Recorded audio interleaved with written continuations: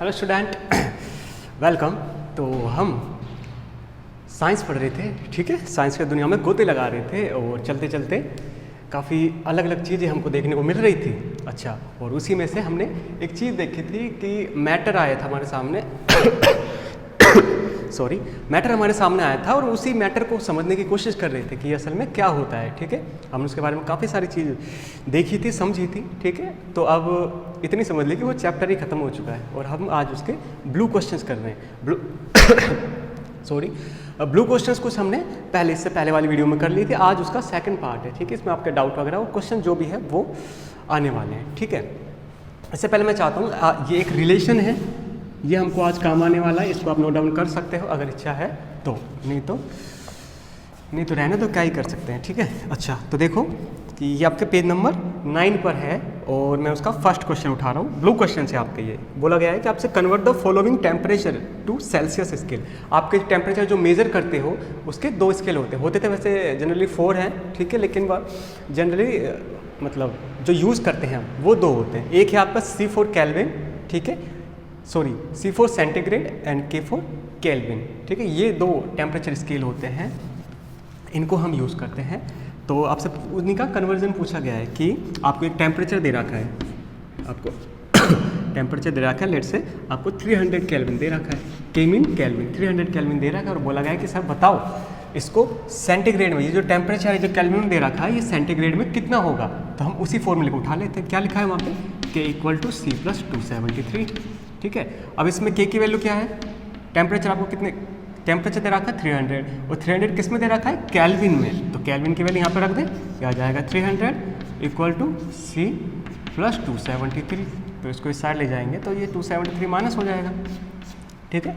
इसको आप माइनस कर सकते हो, 27 डिग्री सेल्सियस से टेम्परेचर आ जाएगा। अब ये जो टेम्परेचर आ रहा है 27, ये सेंटीग्रेड में आ रहा है, ठीक है। 27 डिग्री सेल्सियस ये आपका टेम्परेचर जो था वो आपका उसका कन्वर्जन हो गया, ठीक है। ये सिंपल सा है। सेकंड क्वेश्चन भी इसी तरह है, तो आई होप उसको आप कर सकते हो, उसमें फाइट कर सकते हो उससे।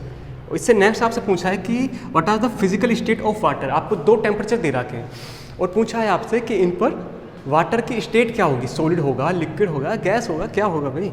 देखो फर्स्ट आपको टेम्परेचर दे रखा है 250 डिग्री सेल्सियस। 250 डिग्री सेल्सियस पर वाटर का क्या होगा, देखो 100 डिग्री सेल्सियस पर वाटर बॉयल होने लग जाएगा और जैसे 100 से ज़्यादा हुआ वो स्टीम में कन्वर्ट हो जाएगा। तो 250 डिग्री सेल्सियस पर वो होगा स्टीम फॉर्म में और अच्छे से कहा जाए तो गैसियस फॉर्म में, ठीक है। नेक्स्ट पूछा है 100 डिग्री सेल्सियस पर।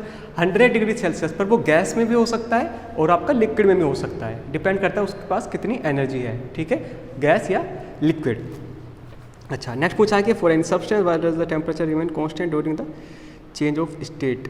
For any substance why does the, बोल रहा है कि जब भी किसी मैटर की स्टेट चेंज हो रही होती है तो उसका टेम्परेचर कांस्टेंट रुक क्यों जाता है। क्योंकि रुक इसलिए जाता है कि जब आप उस टाइम पर, जब उसका स्टेट जो मैटर है उसकी स्टेट चेंज हो रही है, उस टाइम पर जो आप उसको एनर्जी देते हो, हीट जो देते हो, वो सारी की सारी हीट उसके स्टेट को कन्वर्ट करने में चली जाती है, ना कि आपका जो आइस है उसको गर्म करने, आइस को मतलब लिक्विड में कन्वर्ट करने में। बेसिकली कहा जाए तो कुछ ऐसा है, कंफ्यूज हो रहा होगा सर, कि ये आपका आइस है, आइस का एक बॉक्स है, इसको आपने टेम्परेचर दिया और ये हो गया आपका वाटर में, वाटर होता है आपका लिक्विड, ठीक है। ये इसमें हो गया, आपने इसको टेम्परेचर दिया, ठीक है, 0 डिग्री सेल्सियस पर, 0 डिग्री सेल्सियस पर ये आइस भी हो सकती है और 0 डिग्री सेल्सियस पर ही ये वाटर भी हो सकता है, ठीक है। आप जितने टाइम आइस को टेम्परेचर देते हो आप देखते हो कि आइस का टेम्परेचर नहीं बढ़ रहा होता, और इसी को तो पूछना चाह रहा है कि इसका टेम्परेचर क्यों नहीं बढ़ता है, कांस्टेंट क्यों हो जाती है। ये रीज़न है कि इस टाइम पर जब आप इसको हीट दे रहे हो, एनर्जी दे रहे हो, उस टाइम पर सारी की सारी हीट इसको वाटर में कन्वर्ट करने में चल जा रही है, ना कि उसका टेम्परेचर इंक्रीज करने में, ठीक है। ये अच्छा पॉइंट है, इसको मैं चाहता हूँ कि आप ध्यान रखें, ठीक है। ये है आपका थर्ड क्वेश्चन, छोटा सा, ज़्यादा कुछ है नहीं। नेक्स्ट है आपका सजेस्ट है method to liquefy atmospheric gas.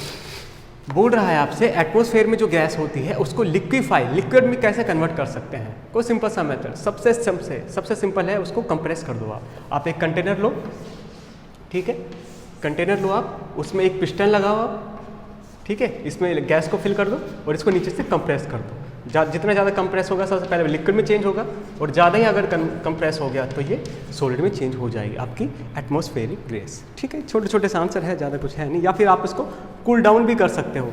आपने गैस को लिया, आपने इसको कूल डाउन कर लिया, टेम्परेचर इसका कम कर दिया, ठीक है। दो ही तो स्टेट हमने पढ़ी थी, दो ही तो हमने मेथड पढ़े थे जिनसे कि आप किसी भी मैटर की स्टेट को चेंज कर सकते हो। फर्स्ट था उनका टेम्परेचर और सेकंड था प्रेशर। टेम्परेचर हमने सेकंड वाले केस में देखा, फर्स्ट वाले में हम प्रेशर देख रहे हैं, ठीक है। तो कोई ज़्यादा कुछ है नहीं इसमें। अब जो क्वेश्चन आ रहे हैं वो काफ़ी अच्छे हैं, उनको देखिए आप ध्यान से। इवोपरेशन पे बेस है वो पूछा गया आपसे, why desert sorry desert cool better than, बोल रहा है कि आपसे जब आपका दिन के जब आपका मौसम गर्म होता है, जैसे धूप ज़्यादा होती है, उस टाइम आपका कूलर ठंडक क्यों देता है, ठीक है। ठंडक क्यों देता है, सिंपल सी बात है, जितनी ज़्यादा धूप होगी टेम्परेचर उतना ही ज़्यादा होगा एटमॉस्फेयर में, और जितना ज़्यादा टेम्परेचर होता है आपको पता होगा उतना ही ज़्यादा इवोपरेशन होता है, ठीक है। जितना ज़्यादा इवोपरेशन होगा और उतनी ही ज़्यादा कूलिंग होगी, ठीक है। तो जितना ज़्यादा टेम्परेचर उतना ही ज़्यादा इवोपरेशन, और इवोपरेशन ज़्यादा होने से मीन उतना ही ज़्यादा आपका कूलिंग, ठीक है। ये कूलिंग वाला जो इवोपरेशन से कूलिंग कैसे मिलती है हमने इसके लिए पर वीडियो बनाया था, उसको आप मैं चाहता हूँ देखें, तभी ये चीज़ समझ आएगी, ठीक है। नेक्स्ट पूछा है आपसे what is water captain earthen phone मटका, जो मटके में आप पानी रखते हो वो क्यों ठंडा हो जाता है, सिंपल सी बात है वही, क्योंकि मटके में इवोपरेशन अच्छे से हो पाता है उस पानी का, और जितना ज़्यादा इवोपरेशन होगा उतना ही तो वो ठंडा होगा। इसी को हमने इवोपरेशन समझा था, फिर अगेन इसी का एग्जाम्पल लिया था मैंने मटके का पानी का, और उसको हमने देखा था। नेक्स्ट पूछ रहा है आपसे कि आप जब हथेली पर एसीटोन, नेल पॉलिश रिमूवर होता है ये, ठीक है, एसीटोन जब आप लगाते उस पर एक बूंद भी रख लेते हो तो आपको वहाँ पर ठंडा ठंडा क्यों फील होता है, बिल्कुल ठंडक फील होती है। इसका सिंपल सा रीजन है वही, अगेन एंड अगेन इवोपरेशन। जैसे आपने उसको एसीटोन की एक बूंद यहाँ पर रखी, उसका इवोपरेशन होने स्टार्ट हो जाता है, और वो आपकी जो हीट आपकी बॉडी से हीट खींचने लगता है, हीट खींच के वो गैसेस फॉर्म में चेंज हो जाता है। आपकी बॉडी से हीट खींच रहा है मतलब कम हो रही है आपकी बॉडी से हीट, और जैसे ही बॉडी से हीट कम हुई आपका टेम्परेचर ऑटोमेटिकली कम हो गया, ठीक है। तो ये बात है। नेक्स्ट आपसे पूछ रहा है कि why are the ship of hot tea and why does the cloth should be wear, पूछ रहा है गर्मियों में किस तरह के कपड़े पहनने चाहिए, और चाय जो हम पीते हैं उसको अगर आप प्याली तस्करी जो होती है आपकी प्याली टाइप से, ठीक है, प्याली इस तरह से होती है, उससे क्यों अच्छे से पी पाते हैं, ना कि आप कप से उसको पी पाते हो। मतलब कप से पीने में वो गर्म लगती है हमको, और इससे पीने में सॉरी इससे हम प्याली जो होती है अपनी तस्करी उससे पीने में ज़्यादा आसानी होती है, ना कि कप से पीने में गर्म चाय को, क्योंकि सिंपल सा रीज़न है, आपका तस्करी जो होती है इसमें जब आप वाटर को चाय को डालते हो तो उसका टेम्परेचर काफ़ी जल्दी बहुत तेज़ी से कम होने लगता है। क्यों? क्योंकि अब ये इतना सारा एरिया एयर के कांटेक्ट में आता है, ठीक है। पहले कितना आ रहा था, इतना सारा एरिया, अब ये ज़्यादा है कि ये ज़्यादा है, डेफिनेटली ये वाला ज़्यादा है। जितना ज़्यादा एरिया कांटेक्ट में आएगा उतनी ही जल्दी आपकी टी ठंडी हो पाएगी और इतनी ही आसानी से आप उसको पी पाओगे, ठीक है। और गर्मी में कपड़े क्यों पहनने चाहिए, किसके पहनने चाहिए, कॉटन के कपड़े पहनने चाहिए। क्यों? कॉटन जो होता है वो असल में आपके जो स्वेट होते हैं पसीना उसको अच्छे से एब्जॉर्ब कर लेता है, और जैसे एब्जॉर्प्शन हुआ उसका इवोपरेशन स्टार्ट हो जाता है। इवोपरेशन होती है आपको कूलिंग मिलती है, ठीक है। इसलिए वो लगा है कि आपको गर्मियों में उसके कपड़े पहनने चाहिए कॉटन के। अब देखो बैक क्वेश्चन जो है वो करीब करीब इन्हीं से रिलेटेड है सारे के सारे। फर्स्ट क्वेश्चन में टेम्परेचर कन्वर्जन पूछा है, सेकंड में टेम्परेचर कन्वर्जन पूछा है, और अगला पूछा है आपसे थर्ड क्वेश्चन में कि नेफ्थलीन की गोली जो होती है वो कुछ टाइम बाद गायब क्यों हो जाती है अगर आप उसको हवा में रख दें, एयर में। फिनोल्फ्थलीन जो होती है उसमें सब्लिमेशन की प्रॉपर्टी पाई जाती है, और सब्लिमेशन क्या होता है कि आपका कोई भी सॉलिड थोड़ा सा टेम्परेचर गेन करके लिक्विड में चेंज हुए बिना ही सीधा गैसेस स्टेट में चेंज हो जाता है, और इसी को बोलते हैं आप सब्लिमेशन प्रॉपर्टी। और सब्लिमेशन प्रॉपर्टी ही आपके नेफ्थलीन के अंदर मिलती है, ठीक है। नेक्स्ट पूछा है आपसे why can't we get the smell of perfume sitting several metre, why we can.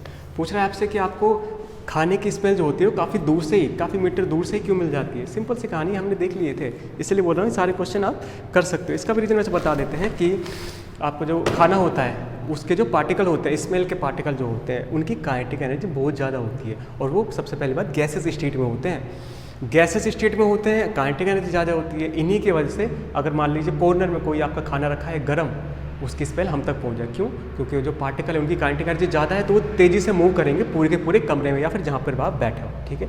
यही रीज़न है कि आपको अच्छे से उसकी स्मेल आ जाएगी, ठीक है। ये सारे आपके क्वेश्चन हैं, ठीक। तो आई थिंक ये जो बाकी क्वेश्चन बुक के क्वेश्चन ये भी आपके कंप्लीट इनसे सिमिलर है, तो आई थिंक आप इनको कंप्लीट कर सकते हो, ठीक है। इस वीडियो को हम यहीं ख़त्म कर रहे हो। जो भी डाउट वगैरह हो वो संडे से पहले या फिर आज की डेट में ख़त्म कर लेना आपके। मैं मान के चल रहा हूँ कि फर्स्ट चैप्टर मेरी तरफ से ख़त्म हो चुका है, ठीक है। जो भी आपके डाउट वगैरह बता सकते हैं, नोट्स वगैरह मिल जाएंगे, ठीक है। तो मज़े करो, मस्त रहो और साइंस पढ़ो, ठीक है।